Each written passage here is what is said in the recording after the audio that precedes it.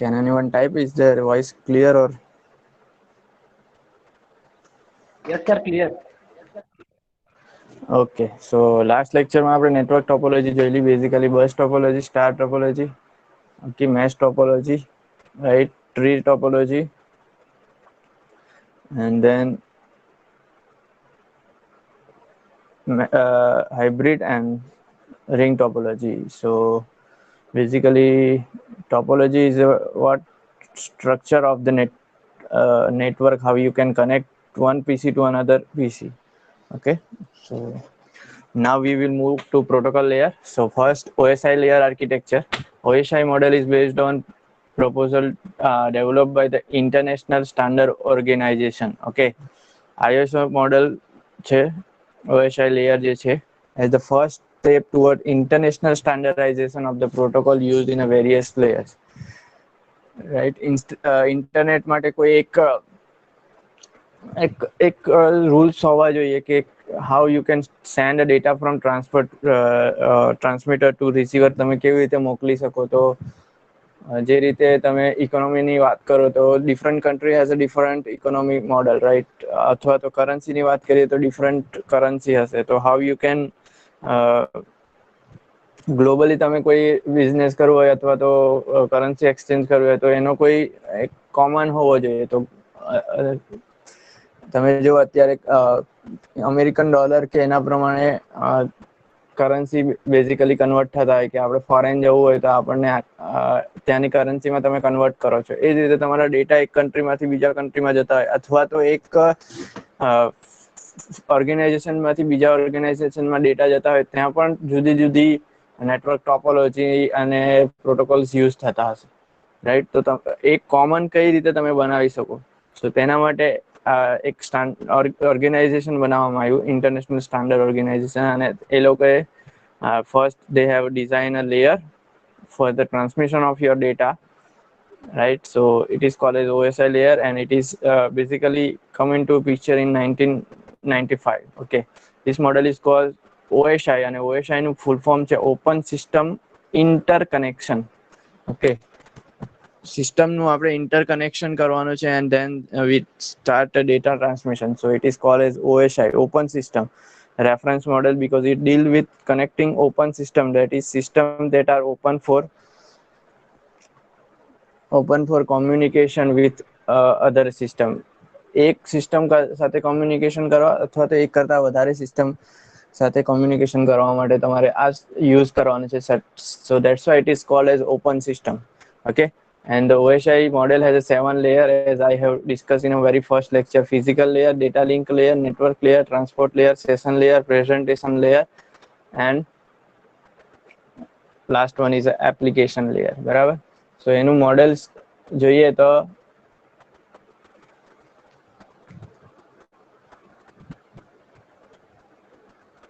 basically 7 layers are there.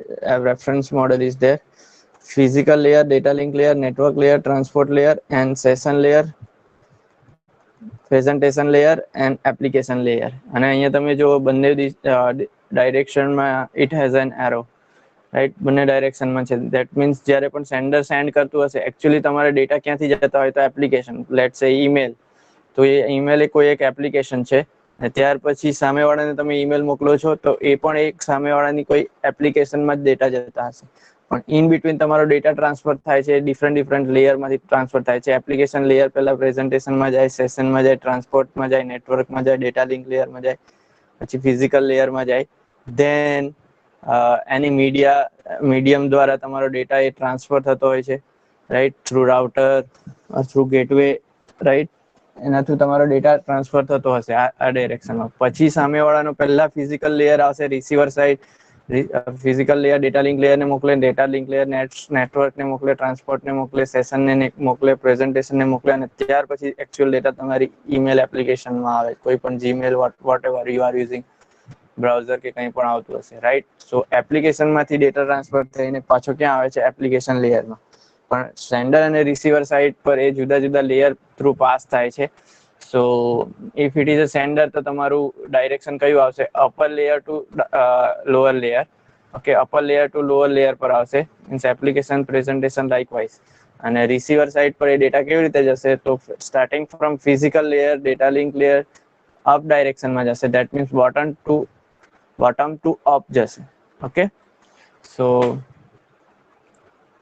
અને દરેક layer ઉપર જે પણ હશે એને ઇન્ડિવિજ્યુઅલ પ્રોટોકોલ હશે, રાઈટ? ટ્રાન્સપોર્ટ પ્રોટોકોલ, સેશનનું સેશન પ્રોટોકોલ, અને એ રીતે હશે. હવે તમારો કોઈ પણ ડેટા હશે એ એકચ્યુઅલી ફિઝિકલ લેયર પર એ બીટ ફોર્મેટમાં હશે, પછી ડેટા લિંક લેયરમાં ફ્રેમ ફોર્મેટમાં હશે, next packet, then transport layer protocol data unit કહેવાય, session layer protocol data unit કહેવાય, પ્રેઝન્ટેશન લેયરમાં PPDU, that means presentation protocol data unit, અને લાસ્ટમાં જે ડેટા આવે દેટ ઇઝ એક્સેપ્ટ થાય એ તમારો એકચ્યુઅલી કહેવાશે application protocol data unit DU means. Okay, so different layer પર જે તમારો ડેટા હશે એનું નામ અલગ હશે. ઓકે, ફિઝિકલ લેયર પર એ બીટ ફોર્મેટમાં હશે કે ભાઈ ફ્રેમ પિક્ચરમાં આવે, ફ્રેમ શબ્દ તમારા મેસેજ માટે, કોઈ પણ ડેટા માટે, તો ફ્રેમ એ ડેટા લિંક લેયર પર ઓળખાય, પેકેટ એ નેટવર્ક લેયર પર ઓળખાય. ડેટા સેમ હશે પણ એક્સ્ટ્રા કોઈ ઇન્ફોર્મેશન એડ થયેલી હશે. નેટવર્ક લેયરમાં આપણે બેઝિકલી સેન્ડર અને રિસીવરનું એડ્રેસ એડ કરતા હોય ઓરિજિનલ મેસેજની અંદર. ફ્રેમ લેયરમાં આપણે બેઝિકલી આપણે જે લેબમાં જોઈએ છીએ એલ્ગોરિધમ એડ કરતા હોય એરર કંટ્રોલ માટે, કે સેન્ડર પરથી ડેટા આવ્યો છે અને રિસીવર પર રિસીવ થાય ત્યાં સુધીમાં ઇન બિટવીન જ્યારે ડેટા ટ્રાન્સફર થતો હશે ફિઝિકલ લેયર ઉપર, ઇન બિટવીન કોઈ ડેટા ચેન્જ તો નથી થયો. સો તેના માટે આપણે ડેટા લિંક લેયર તરીકે ઓળખાય. સો ફ્રેમ ક્યારે આવે? મેસેજમાં તમારે એક્સ્ટ્રા ઇન્ફોર્મેશન આવી ગઈ, જે રીતે આપણે પ્રાયોરિટી એડ કરીએ છીએ, વીઆરસી એડ કરીએ છીએ, રાઈટ? સો નેક્સ્ટ તમે શીખશો સીઆરસી, ચેકસમ, એ બધું એડ કરીએ છીએ ફોર એરર કંટ્રોલ માટે, અથવા તો એરર નહીં આવે તેના માટે કંટ્રોલ યુઝ કરીએ છીએ. સો એને frame layer data link layer પર તમારો મેસેજ ફ્રેમ બની જશે. એની અંદર તમારા મેસેજમાં એક્સ્ટ્રા ઇન્ફોર્મેશન આવી હશે કે તેન નેટવર્કમાં પેકેટ, એટલે નેટવર્કમાં સેન્ડર નું એડ્રેસ, રિસીવરનું એડ્રેસ, એ બધું આપણે એડ કરતા હોય. ટ્રાન્સપોર્ટ લેયર પર કયા રૂટ થ્રુ તમારો ડેટા જવાનો છે, રાઈટ? એ એડ કરવા છે કે ફોર એક્ઝામ્પલ તમારે અહીંયાથી નેક્સ્ટ કોઈ સેન્ડરને મોકલાવાનું છે, કોઈ બીજા નેટવર્કમાં મોકલાવાનું છે, તો બીજા નેટવર્કનો ગેટવે શું હશે, બીજા કયા રાઉટર પર જશે, ઈચ એન્ડ એવરી રાઉટર ઉપર જશે ત્યાં એનું એક ટેબલ મેન્ટેન થયેલું હશે કે એના નિયરેસ્ટ એ રાઉટર સાથે બીજા કયા રાઉટર જોડાયેલા છે. ફોર એક્ઝામ્પલ આપણે લેબ 1 ની અંદર કોઈ રાઉટર છે તો ત્યાં એક ડિઝાઇન થયેલું હશે કે એના નેબરમાં એ લેબ બીજા કઈ લેબ સાથે ડાયરેક્ટલી કનેક્ટેડ છે, તો એ બધા લેબના જે રાઉટર હશે તેના આઈપી એડ્રેસ હશે. મેં તમને કીધેલું કે આપણે ત્યાં જે છે મેશ કનેક્શન બનાવેલું છે, રાઈટ? સો એ રીતનું ટ્રાન્સપોર્ટ લેયર. પછી સેશન લેયરમાં કોઈ ડ્યુરેશન રાખવું હશે તો એ હશે. પ્રેઝન્ટેશન લેયરમાં તમારું ફોર્મેટ કયું છે, રાઈટ? બેઝિકલી બાઇનરી ફોર્મેટ હોય, પણ બાઇનરીમાં પણ બે ફોર્મેટ આવે, આસ્કી અને EBDDIC કરીને એક બીજી આવે છે, જે બાઇનરી કોડેડ ડેસિમલ, જે તમે શીખાશો BCD જેવું, એ ફોર્મેટમાં આવે. સો પ્રેઝન્ટેશનમાં એ હશે, અથવા તો તમે કોમ્પ્રેસ કર્યા હશે ડેટાને, રાઈટ? અને ફાઇનલી તમને જે દેખાય ઇંગ્લિશ લાઇક લેંગ્વેજની અંદર પેલા એ જેવું મોકલાયું હશે સેન્ડરે, એવું તમને અહીંયા રિસીવર સાઇડ પર દેખાય, પણ ઇન બિટવીન એ ટ્રાન્સફર થતું હશે ત્યારે એ જુદા જુદા ફોર્મેટમાં હશે, રાઈટ? પણ આપણે એ કન્સિડર નથી કરતા, આપણને તો ઓરિજિનલ મેસેજ જ મળવો જોઈએ. Okay, so this is the basic layer description છે. પણ ઇન ડેપ્થમાં આપણે જોઈએ તો પહેલા ફિઝિકલ લેયર ઓલરેડી ડિસ્કસ કરેલું છે. The physical layer, the lowest layer of the OSI model. એકચ્યુઅલીમાં OSI મોડેલનું આપણે એ રીતે નથી જોવાનું કે આપણે ટોપ ટુ બોટમ ડેટા જાય છે કે બોટમ ટુ ટોપ જાય છે. આપણે OSI લેયર આવે એટલે બોટમનું લેયર તમારે ફિઝિકલ લેયર જ કન્સિડર કરવાનું છે. Okay, or we can say lowest layer consider કરવાનું છે. The lowest layer of the OSI model is concerned with the transmission and reception of the unstructured raw bit stream over a physical medium. અહીંયા આપણે OSI layer basically physical medium જોશે. I mean it is a electric pulses or બીજી ભાષામાં કહીએ તો analogue અથવા તો digital ફોર્મેટની અંદર હશે, રાઈટ? અત્યારે વાયરલેસનું આપણે કન્સિડર નથી કરતા ફોર OSI લેયર. વાયરલેસ માટે 802.11 ની આખી સિરીઝ છે. તમે કદાચ મોબાઈલ લેવા જાઓ કે લેપટોપ લેવા જાઓ ત્યારે વાઈફાઈના કદાચ તમે સ્પેસિફિકેશન જોયા હશે તો એમાં લખ્યું હશે 802.11b/g/n or something, રાઈટ? સો એનું પોતાનું આર્કિટેક્ચર છે, ઓએસઆઈ લેયર જેવું જ છે, બરાબર. ઓલમોસ્ટ એએસઆઈ લેયર જેવું છે, પણ એની અંદર ફિઝિકલ લેયર અને ડેટા લિંક લેયર ને ડિવાઈડ કરેલું છે. ઓકે, ડેટા લિંક લેયર ને બે સબ લેયરમાં ડિવાઈડ કરેલું છે અને ફિઝિકલ લેયર ને બે સબ ડિવિઝન લેયર બનાવેલા છે ફિઝિકલ લેયરના. સો આ 4 અને ઉપરના તો બધા કોમન હશે, રાઈટ. સો વાયરલેસ માટે બેઝિકલી કામ નથી કરતું, ફિઝિકલ મીડિયમ માટે એ કામ કરે છે, right. So physical layer is concerned with the transmission and reception of unstructured raw bit stream. Unstructured means A digital પણ હોઈ શકે, analog પણ હોઈ શકે. ઓકે, ડિજિટલમાં તમે પલ્સીસ યુઝ કરશો 0101, એનાલોગમાં either sine wave, cos wave or તમે કદાચ એનાલોગ સિસ્ટમ શીખ્યા હશો તો એ કોઈ પણ સિગ્નલ તમે યુઝ કરી શકો છો. ઇટ ડિસ્ક્રાઇબ ધ ઇલેક્ટ્રિકલ અથવા તો ઓપ્ટિકલ હોય તો લાઇટ, રાઈટ. ઓપ્ટિકલ ફાઈબર આપણે જોયેલું તો એની અંદર મીડિયમ તમારું લાઇટ હતું. ઇલેક્ટ્રિકમાં પલ્સીસ હશું mechanical functional interface to the physical medium and it carry the signal for all the higher layers. Okay, signal carry કરશે for higher level. Data encoding માટે પણ એ યુઝ કરશું આપણે physical layer. Encoding means you are just changing the representation of your data. તમે data change નથી કરતા પણ એનું રિપ્રેઝન્ટેશન ચેન્જ કરો છો, right. In terms of ones or zero if you are using binary system. So you modify the simple digital signal pattern used by the PC to better accommodate the characteristic of physical medium and to aid in a bit and frame synchronization. Frame synchronization માં પણ તમે bit pattern નો use કરી શકો છો. So encoding is just modification simple digital signal pattern. Okay, means તમારો કોઈ પણ voice signal હશે, વિડીયો સિગ્નલ હશે કે સિમ્પલ ડેટા હશે, તેને just you are trying to convert it into digital format. Transmission technique determine whether the encoded bit will be transmitted by baseband, digital or analog. મેં તમને કીધું ડિજિટલમાં pulses use કરી શકો, એનાલોગમાં તમે સાઇન વેવ અથવા તો કોસાઇન વેવ તમે use કરી શકો છો. એટલે કે તમારો ઓરિજિનલ સિગ્નલ જે હશે એના ઉપર મર્જ કરો છો, એને કહેવાય મોડ્યુલેશન. તમે કદાચ શબ્દ સાંભળો મોડ્યુલેશન. અને એની અંદર ઘણી બધું આવે કે એમ્પ્લિટ્યુડ મોડ્યુલેશન આવે, ફ્રીક્વન્સી મોડ્યુલેશન આવે, ફેઝ મોડ્યુલેશન આવે, રાઈટ. તો એ મોડ્યુલેશન થ્રુ તમે તમારો ઓરિજિનલ ડેટાને મર્જ કરી નાખો અને ત્યાર પછી ડેટા ટ્રાન્સફર કરો અને રિસીવર સાઇડ પર એનું ડીમોડ્યુલેશન થશે. એટલે આપણે બીજી ભાષામાં વાત કરીએ તો પહેલા સેન્ડર સાઇડ પર એન્કોડિંગ થશે અને રિસીવર સાઇડ પર એનું ડીકોડિંગ થશે. Okay, physical medium transmission transmit bit as a electrical or optimal signal appropriate for the physical medium. Okay, transmit bit as electrical or optical signal. Okay, electrical pulses ethernet cable આપણે use કરીએ છીએ basically લેબની અંદર. તો electric pulses કરંટના ફ્લોમાં તમારો data pass થશે. Or optical signal if it is a light is a medium. Okay, so that is the physical medium basically used to transmit a unstructured raw data from sender to receiver. એટલું યાદ રાખવાનું. Next is data link layer.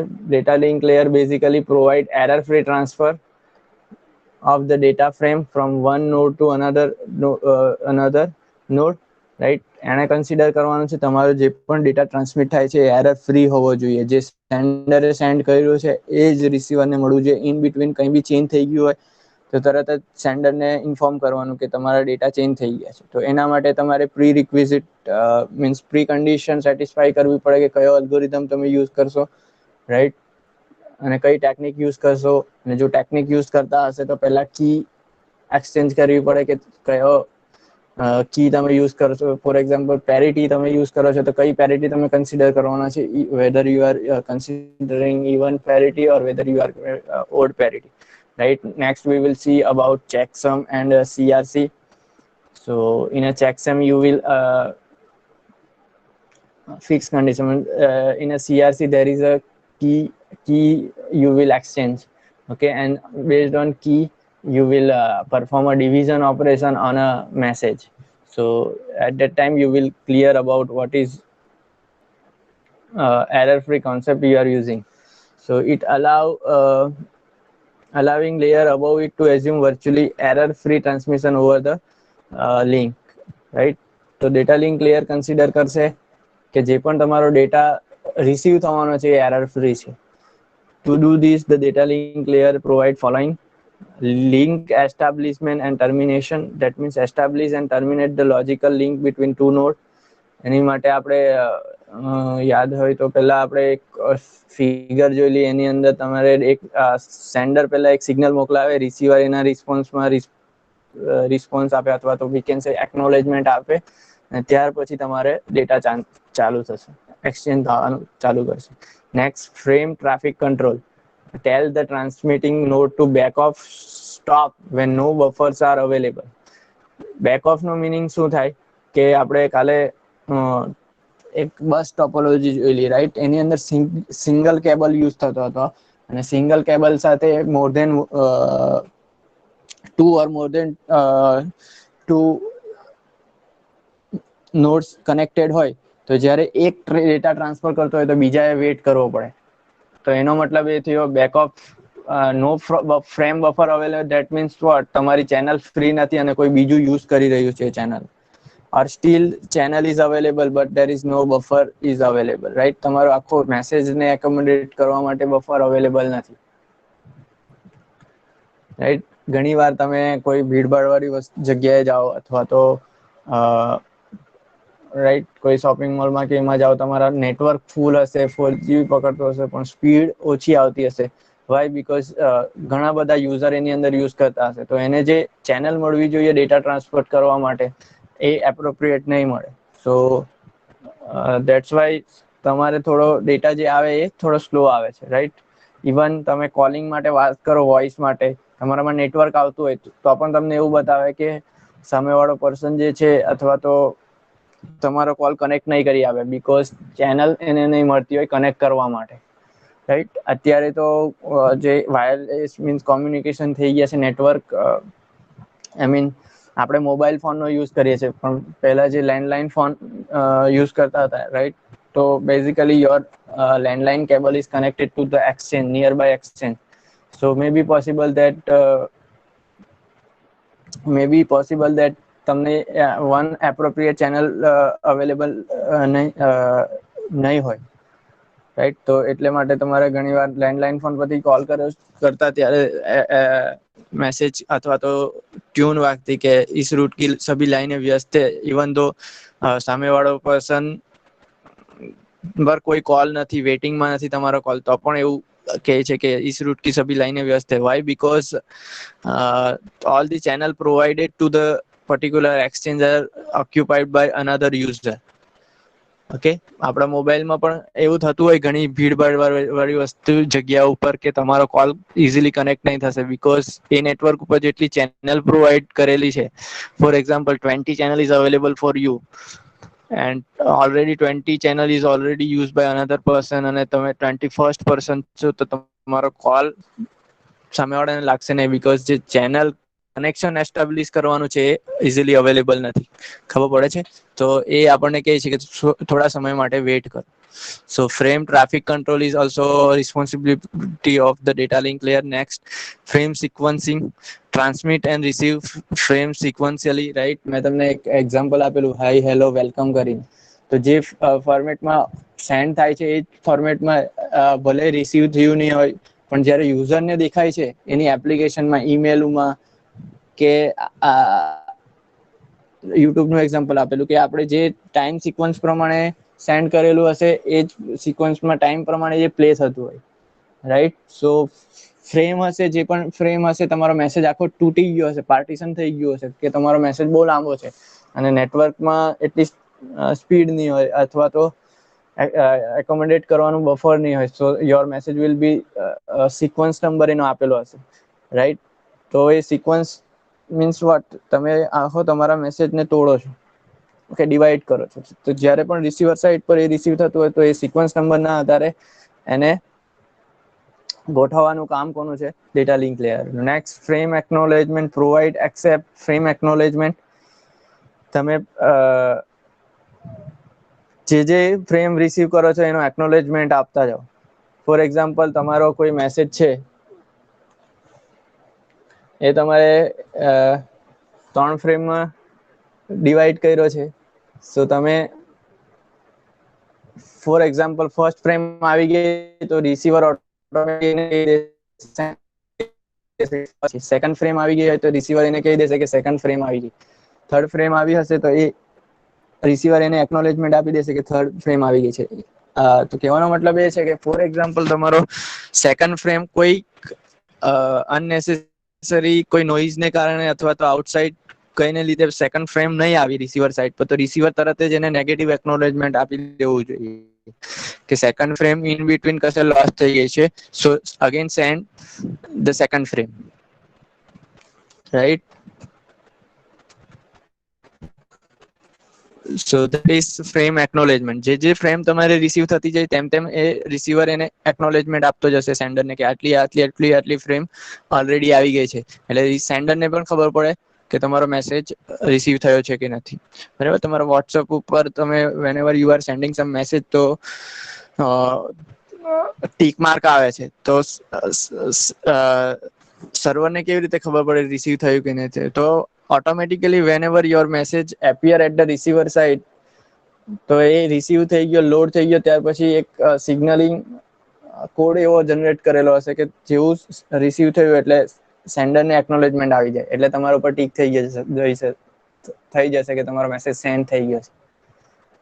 Send તો successfully થઈ ગયો છે, પણ at that time server ઉપર means receiver side પર એ લોડ નથી થયો, તો તમારો એક જ ટીક માર્ક રહેશે. જેવો ડિલિવર થશે એટલે ડબલ ટીક માર્ક આવે, અને જેવો તમે રીડ કરે એટલે બ્લુ લાઈન થઈ જાય. એટલે દરેક મેસેજનું એક્નોલેજમેન્ટ સેન્ડરને પહોંચતું હશે એટલે આપણે જોઈ શકીએ કે yes, message has been send, delivered and it is read by another person or receiver. So એ બધું કામ કોનું છે?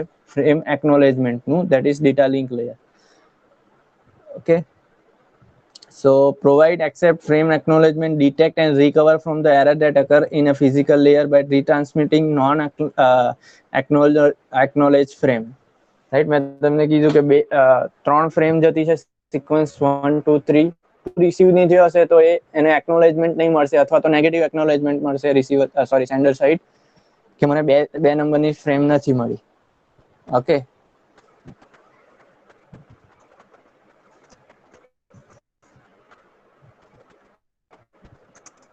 આ રીતનો તમારો કોઈ મેસેજ છે, એરો જસ્ટ ઇન્ડિકેટ કરવા માટે છે કે એક નંબરની ફ્રેમ હાઈ છે, બીજા નંબરની ફ્રેમ હેલો છે, અને ત્રીજા નંબરની ફ્રેમ વેલકમ છે. ઓકે, સો આ રીતે તમારો મેસેજ પાર્ટીશન થઈને પણ રિસીવર સાઇડ પર પહોંચતો હશે. પણ એવું થયું કે રિસીવર સાઇડ પહોંચતા આ હેલો આમનો second package I mean frame loss થઈ ગયું ઇન બિટવીન કોઈ પણ રીઝનને કારણે, કે નોઈઝ આવ્યું ઓર વોટ એવર કોઈ રીઝનને કારણે. તો રિસીવર સાઇડ શું કરશે? સેન્ડરને ઊંધી ડાયરેક્શનમાં મેસેજ મોકલશે કે આઈ હેવ નોટ રિસીવ્ડ 2. એને કહેવાય નેગેટિવ એક્નોલેજમેન્ટ. કે નેગેટિવ એક્નોલેજમેન્ટ. સો નેગેટિવ એક્નોલેજમેન્ટ મળે ત્યારે એ પાછો તમારો ઓરિજિનલ જે સેકન્ડ નંબરનો મેસેજ હશે એ પાછો સેન્ડ કરે. આપણા કેસની અંદર હેલો હતો, ને ત્યાર પછી સક્સેસફુલી બધા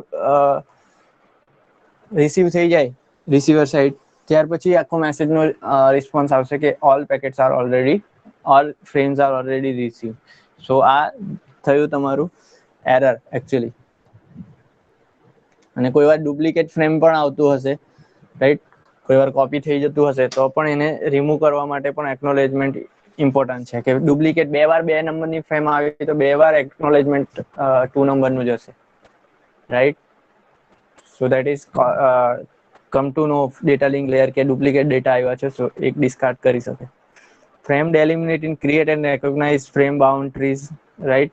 આમાં તમે કેવી રીતે ફ્રેમ બાઉન્ડ્રી મૂકશો કે તમે ફાઇલમાં કદાચ શીખા હશો એન્ડ ઓફ ફાઇલ.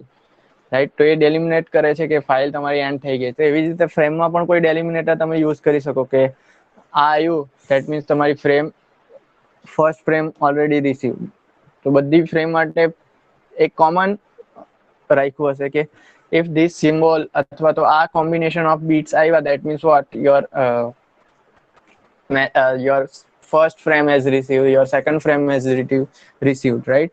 તો એ ઇન્ડિકેટ કરશે રિસીવર સાઇડ કે if this pattern is come that means what your first frame has received, second frame has received, likewise. So delimiting boundaries મૂકવા માટે કે ફ્રેમ કયા ફોર્મેટમાં આવે છે, કયા સિક્વન્સમાં આવે છે, તો એ પણ કામ ડેટા લિંક લેયરનું છે. Frame error checking, check receive frame are for the integrity correct receive થઈ છે કે નથી, right. So data that is data link layer નું કામ, જે આપણે અલ્ગોરિધમ શીખ્યા છે એકાદ બે, parity, VRC, next is to CRC checksum, right. તો એ એરર ચેકિંગ નું છે. Next medium access management, media access management determine when the node has the right to use the physical medium. એટલે મીડિયમ એક્સેસ કે તમારી channel free છે કે નથી, ટ્રાન્સમિટ કરવા માટે ફ્રી છે કે નથી. તો એના માટે મીડિયમ એક્સેસ કરે કે તમારો ડેટા સેન્ડ થશે કે નહીં થશે, ચેનલ ફ્રી છે કે નથી. Okay, so that is data link layer. Network layer. Network layer control the operation of subnet, deciding which physical path the data should take based on network condition, a priority of service and other factors.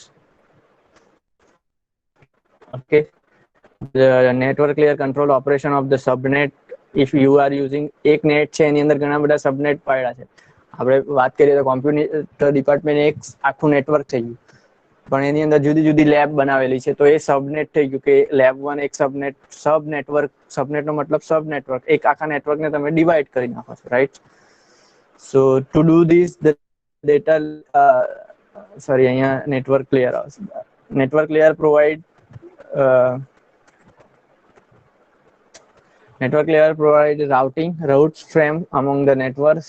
એક network પરથી બીજા પર જવા માટે route divide કરશે. Subnet traffic control. Okay, router network layer immediate system can instruct a sending station to throttle back its frame transmission when the router buffer fills up. Okay, traffic control છે basically કે કયા format means flow કઈ રીતે જવો જોઈએ, route એનો કઈ રીતે ફાઉન્ડ આઉટ કરવાનો જોઈએ, ફર્સ્ટ પેકેટ છે કયા રૂટ ઉપરથી જવું જોઈએ, સેકન્ડ પેકેટ ફ્રેમ કયા રૂટ પરથી જવું જોઈએ, that likewise. Frame fragmentation, if it is determined that the downstream router's maximum transmission unit એટલે કે MTU, આખો મેસેજ તમારો જે હશે તેને MTU કહેવાય, including sender address, receiver address, પછી ડેટા લિંક લેયરની ફ્રેમ એની અંદર એડ થયેલી હશે, right. If it is determined that downstream router maximum transmission unit size is less than the frame size, a router can fragment a frame for transmission and reassemble at the destination address. That means what, તમારો આખો message એક સાથે નહીં transfer થતો હોય તો એને divide કરી દો, ફ્રેગમેન્ટ કરી દો, રાઈટ. OS ની અંદર પણ તમે ફ્રેગમેન્ટેશન શીખેલા હશે. પ્રોસેસના માટે તમે મેમરી પ્રોવાઈડ કરો છો, તો એની અંદર તમે મેમરીને તોડી નાખો છો, રાઈટ, ડિવાઈડ કરી નાખો છો. સો that is called as fragmentation, right. Fragmentation is familiar with you, so I am not go deep into this. Logical physical address mapping, translate logical address or names into physical address, right. IP address હશે તો ઘણામાં એવું હશે કે આખા નેટવર્કનું એક IP address હશે, પછી તમારે એને ક્યાં ટ્રાન્સમિટ કરવાનું છે, right. For example, I don't know તમને ખબર હોય કે નહીં ખબર હોય, બટ આખી કોલેજનું એક IP એડ્રેસ હશે, રાઈટ. અને તમે એના જુદા જુદા કોમ્પ્યુટર યુઝ કરો તો તેનું IP એડ્રેસ હશે. હવે કોલેજની બહાર ગેટવે પરથી જ્યારે પણ તમારો ડેટા જશે ત્યારે કોમન IP એડ્રેસ હશે. ઓકે, સો એ લોજિકલ અને ફિઝિકલ એડ્રેસ, તમે પેજિંગ શીખેલા OS ની અંદર તેમાં પણ લોજિકલ અને ફિઝિકલ એડ્રેસ આવતું. ધેટ મીન્સ ફ્રેમ અને તમારું એકચ્યુઅલી પેજીસનું એડ્રેસ, રાઈટ, ફ્રેમ. તો લોજિકલ અને ફિઝિકલ એડ્રેસ આની અંદર પણ આવશે. એટલે IP એડ્રેસ અને MAC એડ્રેસ જેવું. Subnet user accounting intermediate system to produce the information. તમે જોયું હશે જોયા હશે કેટલું સેન્ડ કર્યું અને કેટલું રિસીવ કર્યું એ જે ઇન્ફોર્મેશન પ્રોવાઈડ કરે છે IPv4 માં જશો તો તમને ખબર પડશે, રાઈટ. અહીંયા રાઈટ ક્લિક કરીને તમારું જે પણ હશે તેમાં નેટવર્ક સ્ટેટસમાં જશો એટલે તમને ખબર પડશે કેટલું તમે ડેટા યુઝ કર્યો છે. Okay, you are using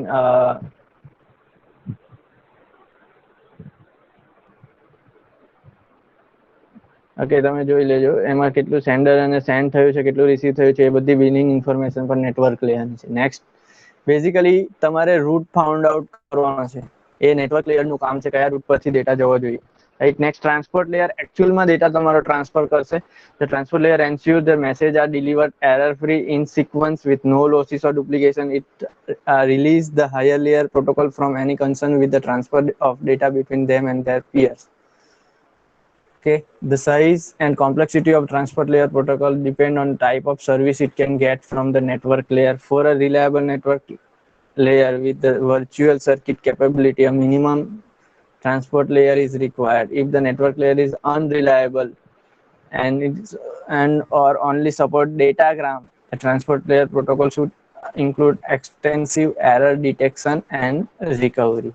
virtual circuit એટલે કેવું, આપણે ઇલેક્ટ્રિક સર્કિટ જેવી રીતે બને એવી રીતે પહેલા આપણે પાથ એસ્ટાબ્લિશ કરી નાખીએ. ફોર એક્ઝામ્પલ, આપણું વોઇસની વાત કરીએ તો આપણે બીપ બીપ અવાજ આવે એટલે આપણું કનેક્શન એસ્ટાબ્લિશ થતું હોય, પછી આપણને ચેનલ એલોકેટ થઈ જાય, રાઈટ. એક પાથ જેવો બની જાય અને એ પાથ થ્રુ તમે જેવી રીતે સર્કિટ બનાવો છો સિરીઝ અથવા તો પેરેલલમાં, તો એક પાથ એસ્ટાબ્લિશ થઈ જતો હોય અને એના પાથ થ્રુ તમારો કરંટ ફ્લો થતો હોય. એ જ રીતે વોઇસ કંટ્રોલમાં પણ એવું જ થશે. આઈ મીન TCP ની વાત કરીએ, કદાચ TCP સાથે તમે ફેમિલિયર હશે, તો એમાં એક સર્કિટ બની જાય અને એ પાથ થ્રુ તમારા ડેટા ટ્રાન્સમિટ થતા હશે. ઓકે, અને ડેટાગ્રામ કોઈ પણ સિક્વન્સમાં, રાઈટ, કોઈ પણ સિક્વન્સમાં, એટલા માટે અનરિલાયેબલ છે.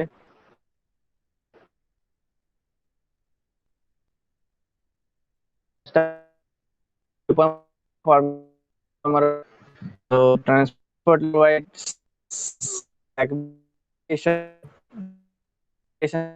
accept a message from above layer and split the message into smaller unit. અહીંયા જે વાત કરે છે સેન્ડર ની વાત કરે છે કે ઉપરના પ્રેઝન્ટેશન લેયર અને એના લેયર થી જે ડેટા આવે છે તેને સેગમેન્ટ કરી નાખે and passes the smaller into network layer and transport layer at the destination station reassemble the message. એટલે સેન્ડર સાઇડ મેસેજ ને તોડવાનું કામ ટ્રાન્સપોર્ટ લેયર નું છે if your message is a larger, અને પછી આખા મેસેજ ને જોડવાનું કામ એટ ધ રિસીવર સાઇડ પણ ટ્રાન્સપોર્ટ લેયર નું છે. મેસેજ એક્નોલેજમેન્ટ પણ ટ્રાન્સપોર્ટ લેયર પ્રોવાઈડ કરશે. Provide reliable end to end message delivery with the acknowledgement. WhatsApp ની વાત કરીએ, message traffic control tells the transmit station to back off when no message buffer is available. Okay, wait કરવાનું. Typically, transport layer can accept relatively large message, but there are strict message size limited imported by the network layer. બરાબર, તમારો ગમે તેટલો large message હશે, બરાબર, પહેલા જે તમે ઇવન કદાચ યુઝ કરો મોબાઈલમાં તો આજથી 5 to 10 years બેક મેસેજની લિમિટ હતી કે તમે મેક્સિમમ 160 કેરેક્ટર કે એટલા જ યુઝ કરી શકતા. ઇવન ટ્વિટર તમે કદાચ યુઝ કર્યું હશે 3-4 વર્ષ પહેલા, તો ટ્વિટર હેઝ ઓલ્સો લિમિટ કે આટલા મેસેજ ટાઈપ કરી શકો, રાઈટ. પણ તમે એક મેસેજ એના કરતા લાંબો થઈ ગયો તો તમારો મેસેજને પાર્ટીશન કરી નાખે નંબર ઓફ મેસેજમાં. ફોર એક્ઝામ્પલ, તમારે એટલા બધા કેરેક્ટર વધી ગયા, તમારી કેપેસિટી 160 ની જ છે, પણ તમે કરી નાખ્યા for example 600 character, that means 600 divide by 160, તો તમારો આખો મેસેજ 4 પાર્ટમાં ડિવાઈડ થઈ જશે. તો એ ડિવાઈડ કરવાનું કામ કોનું છે?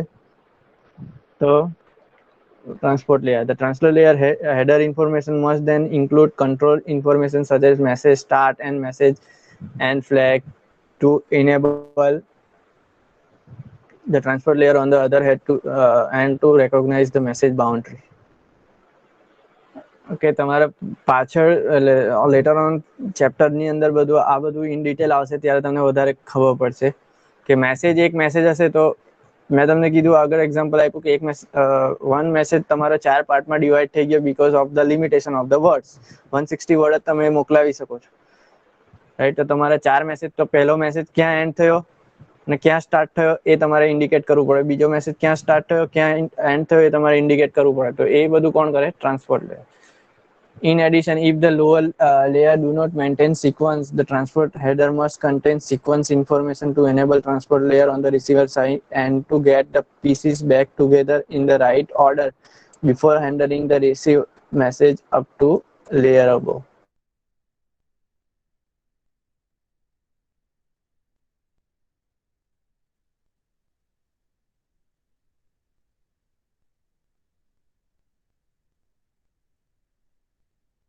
This is first part, this is second part, this is third part. Okay, session layer. The session layer allows session establishment between process running on different station.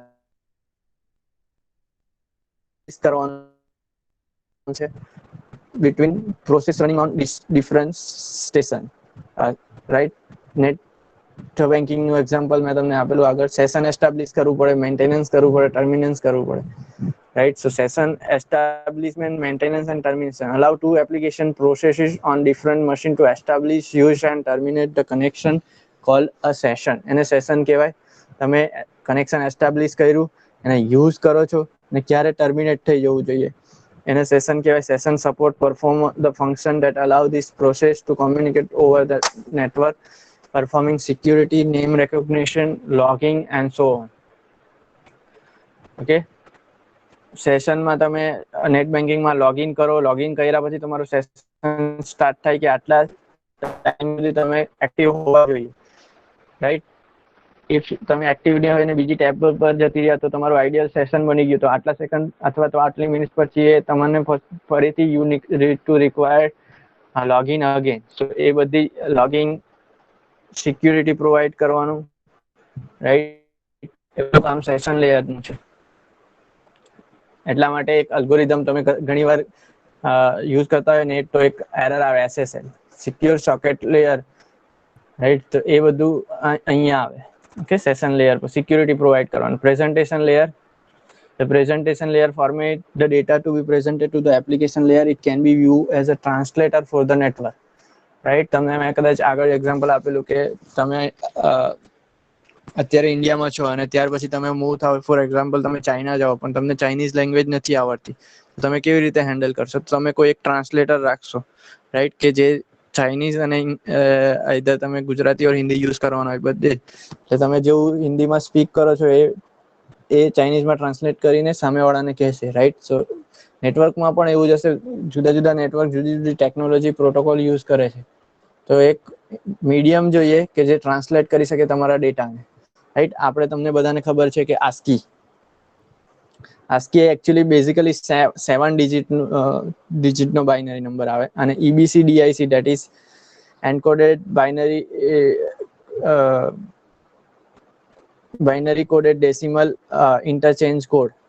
Actually આ જે છે EBCDIC ધેટ ઇઝ 8 ડિજિટનો છે binary અને આ જે છે 7 ડિજિટનો છે. બાકી બેઝિકલી આ બેમાંથી કોઈ પણ નેટવર્ક સાઇટ મીન્સ સેન્ડર અને રિસીવર સાઇટમાં આ બેમાંથી કોઈ પણ તમે યુઝ કરો છો. ધેટ મીન્સ શું? તમે અહીંયાથી એ ટાઈપ કરો સ્મોલ એ, તો એનો ASCII કોડ છે 97. સો એ બાઇનરીમાં કન્વર્ટ કરી નાખશે 97 ને, રાઈટ? સો પ્રેઝન્ટેશન લેયરનું કામ શું છે કે તમે એ ટાઈપ કર્યો તો એનું બાઇનરી કરી દેવાનું. હવે સામેવાળાની સાઇટ પર જે પણ તમે મીન્સ રિસીવર સાઇટ પર જે પણ લેંગ્વેજ હશે તો એ 97 નું મીન્સ બાઇનરી જે આવ્યું છે એનું એપ્રોપ્રિએટ લેંગ્વેજમાં કન્વર્ટ કરી નાખશે. Clear? So that is presentation layer. તો ડેટા બેઝિકલી ટ્રાન્સલેટ કરવાનું કામ નેટવર્ક ઉપર કોનું છે? તો presentation લેયરનું. Okay, this layer may translate data from a format used by application layer into common format. આપણે ASCII assume કરીએ, ASCII યુઝ થાય છે at the sending station and then translate the common format to format known to the application layer at the receiver side. એટલે ASCII માં જતી રહ્યું. ASCII મારા data તમારા ફિઝિકલ લેયર પરથી ટ્રાન્સમિટ થઈ ગયા અને રિસીવર સાઇડ પર જે પણ ફોર્મેટ એને સપોર્ટ કરતું હશે એની અંદર એ કન્વર્ટ થઈ જાય છે. ઓકે, સો કેરેક્ટર કોડ ટ્રાન્સલેશન ASCII અથવા તો EBCDIC, then data conversion, bit order, okay, integer floating point એ બધું કન્વર્ઝન એનું કામ છે પ્રેઝન્ટેશનનું. Data compression, reduce the number of bits that need to be translated on the network, I think તમે data કોમ્પ્રેશનની જુદી જુદી ટેકનિક શીખશો, રાઈટ? તમે ઘણી વાર કરો છો, પીડીએફ ને કોમ્પ્રેસ કરી નાખો છો ને એ બધું કરો છો. એની ઘણા બધા અલ્ગોરિધમ આવે. ડેટા ઇન્ક્રિપ્શનના પણ ઘણા બધા અલ્ગોરિધમ આવે છે. Encrypt data for security purpose, password encryption. ઘણી વાર તમે જોયું હશે કે તમે પાસવર્ડ અથવા યુઝર નેમ નાખો છો તો એ તમારું કન્વર્ટ થઈ જાય છે. ઓકે, હેઝ વેલ્યુ અથવા તો કોઈ એવી વેલ્યુ કે આપણને ખબર નથી પડતી કે આ શું જાય છે, રાઈટ? અને ફાઇનલી આવે application layer. The application layer serve as the windows for the user and application process to access network services. એટલે એકચ્યુઅલીમાં તમારી વિન્ડો એટલે કે કોઈ પ્રોગ્રામ છે, એપ્લિકેશન છે. Okay, so this layer contain a variety of commonly needed functions, resource sharing, device redirection. Okay, printer એ બધા resource તમે યુઝ કરી શકો છો. રિમોટ ફાઇલ એક્સેસ, કોઈ ફાઇલ ડાઉનલોડ કરી શકો છો, વિડીયો જોઈ શકો છો. Printer access, inter process communication, network management, directory service, right? આના પણ ઘણા બધા અલ્ગોરિધમ છે. LDRP ને એ બધું ઈમેલ અને એમાં બધામાં યુઝ થતું હોય, પણ આપણે એટલું બધું એની અંદર ડીપમાં નથી જતા, રાઈટ? LDRP છે ડિરેક્ટરી સર્વિસ માટે, ઇલેક્ટ્રોનિક મેસેજિંગ, ઈમેલ ને એ બધું, ચેટિંગ ને એ બધી એપ્લિકેશન છે. Okay, and network virtual terminal. So this is virtual terminal, એટલે કે VMware ને એ બધું તમે યુઝ કરો છો, કદાચ યુઝ કર્યું હશે, right? So this is basically OSI layer. Okay, if anyone has a doubt you can ask. Next, TCP IP we'll see in next lecture. Okay, it is the same પેલા જેવું જ છે, OSI layer જેવું જ છે, પણ એમાં ઉપરના જે 3 લેયર છે એ કોમન થઈ જાય. એપ્લિકેશન પ્રેઝન્ટેશન અને સેશન લેયર ને એક એપ્લિકેશનમાં કન્વર્ટ કરી નાખે. ઓકે, સો નેક્સ્ટ લેક્ચરમાં એ જોશું. પણ OSI લેયરમાં કોઈને પ્રોબ્લેમ હોય યુ કેન આસ્ક.